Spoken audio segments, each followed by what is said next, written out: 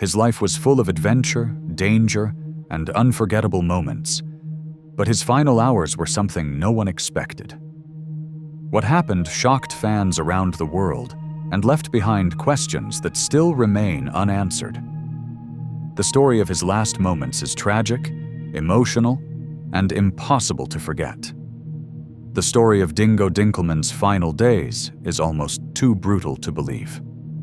A man who spent his entire life protecting wildlife, teaching millions about dangerous creatures, and mastering the art of handling venomous snakes, ended up being destroyed by the very thing he dedicated his life to. This wasn't just a tragic accident. It was a nightmare that played out in real time, and it all started with a single mistake. September 2024.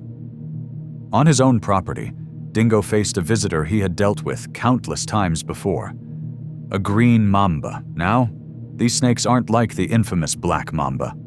The green mamba is usually shy, often disappearing into the brush instead of attacking.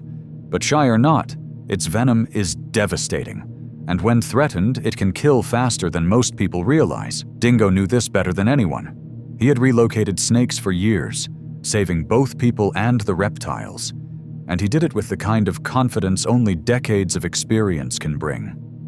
But that confidence didn't save him this time.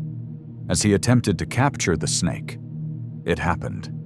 In a blink, the green mamba lashed out. Its strike was lightning fast, faster than even Dingo's trained reflexes could react to. The fangs pierced his skin, and in that split second, the nightmare began. Every handler hopes for what's called a dry bite, when the snake doesn't inject venom. But Dingo wasn't that lucky. Pain erupted, swelling followed, and he instantly knew the venom was in his system. Years of experience told him exactly what that meant. A race against time. Green mamba venom doesn't wait around.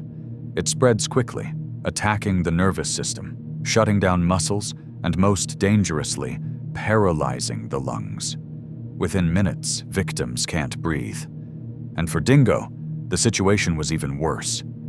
Years earlier, after surviving a black mamba bite, his body developed an extreme allergic reaction to venom. That meant every future bite wasn't just dangerous, it was potentially a death sentence. The bite site burned as toxins flooded his blood. His throat began to tighten. His breathing grew heavier. This wasn't just venom. It was his own immune system turning against him, triggering anaphylactic shock. His face swelled. Hives erupted across his skin, and oxygen was slipping away. His family rushed to his side, watching helplessly as the strongest man they knew, a man who had wrangled the deadliest snakes on Earth, was gasping for air. Imagine that. Someone who had stared down crocodiles and black mambas couldn't fight off what was happening inside his own body. Emergency responders scrambled to stabilize him. They hit him with epinephrine, intubated him, and pumped anti-venom into his veins. But it wasn't enough. The venom, combined with his allergic reaction, was tearing through him like wildfire. His pulse skyrocketed, his organs began to shut down, and doctors had no choice but to put him in a medically induced coma, hoping his body could fight back. But this wasn't a fair fight anymore. This was a losing battle against both venom and biology itself. And this is where things get chilling, because Dingo had been here before. This wasn't his first dance with death. Back in 2003, he had survived another horrific mamba bite, and that incident is what cursed his body forever. Rewind to 2003. Dingo wasn't the global YouTube star he'd later become, but he was already building his name as a fearless snake handler. During a live educational show, he was demonstrating how to handle one of the most feared snakes on Earth, the black mamba. And then disaster struck. The snake bit him, injecting its infamous venom directly into his system. He knew instantly this was bad. Black mamba venom is considered one of the fastest killers in the world. Most people wouldn't even make it to the hospital. But somehow, Dingo survived. He was rushed to the ER within minutes, hooked to life support, and placed in a coma. His recovery was nothing short of a miracle, but that survival came with a price. Doctors later explained that his body had been forever changed by that bite. Repeated exposure to venom had triggered a hypersensitivity, basically an allergy to snake venom itself. That meant every encounter with a venomous bite after that wasn't just risky, it was Russian roulette. The smallest dose could set off a chain reaction his body couldn't handle. And this is exactly what happened with the green mamba in 2024. Think about that for a second. Every time Dingo picked up a venomous snake after 2003, he was gambling with his life.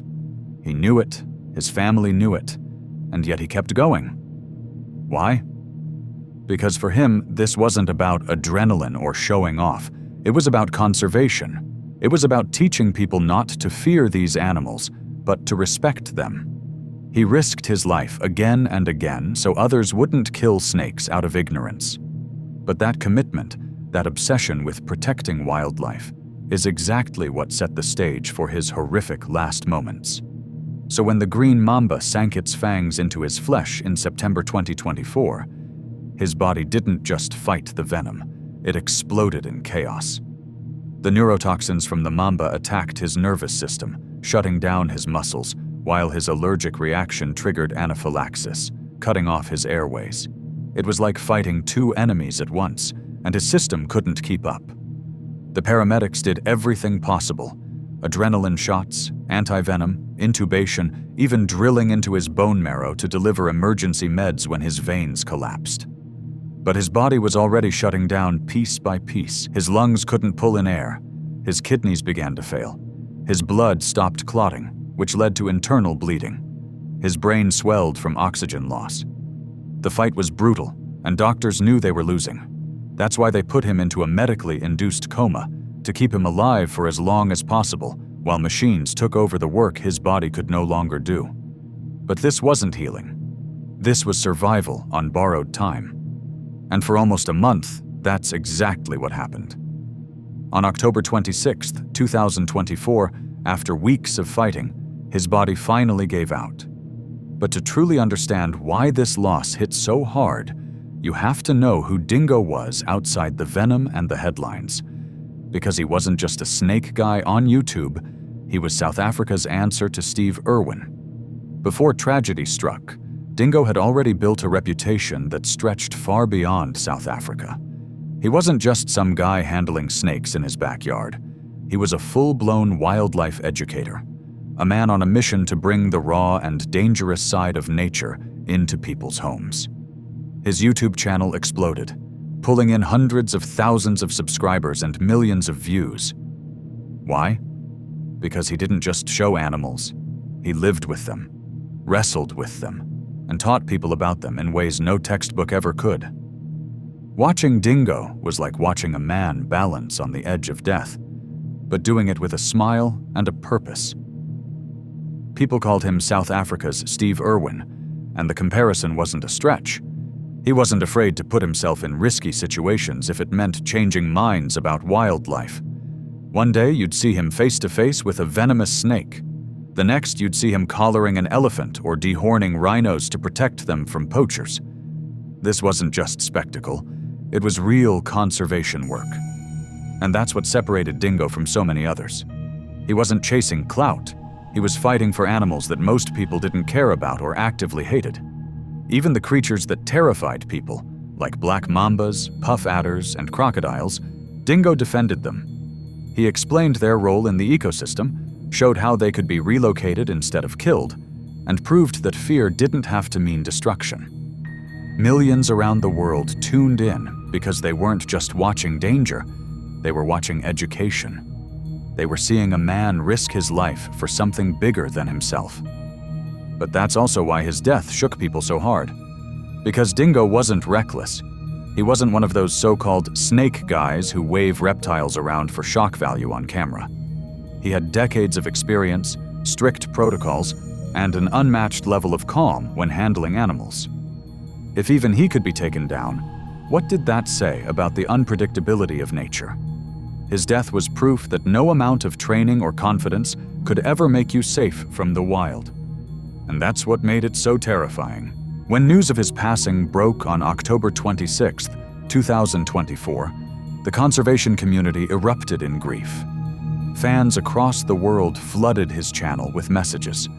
Fellow conservationists compared the moment to Steve Irwin's death nearly 2 decades earlier. Another man taken at the height of his career, doing the thing he loved most. The eerie similarity? Both men died at just 44 years old. Both left behind young families, and both left legacies too big to ever be erased. But for Dingo's wife, Kirsty, and their 3 children, the loss wasn't just global, it was personal. They had watched him risk his life every day, and now they were left to carry on his mission without him. And that's exactly what Kirsty promised to do. Keep his dream alive, no matter how painful the road ahead. But to understand the full weight of this tragedy, you need to look deeper at where Dingo came from, how he grew up surrounded by wildlife, and why his entire life seemed destined to end in the wild he loved so much.